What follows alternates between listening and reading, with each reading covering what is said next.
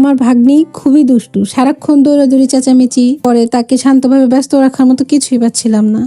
অনেক খোঁজাখুঁজির পর হঠাৎ করে আমার কিডস ফেসবুক পেজের একটি ভিডিও চোখে পড়ে। ভিডিওটা দেখে তাদের ওয়েবসাইট থেকে 42 পিসের ম্যাগনেটিক পাজল বক্স অর্ডার করি।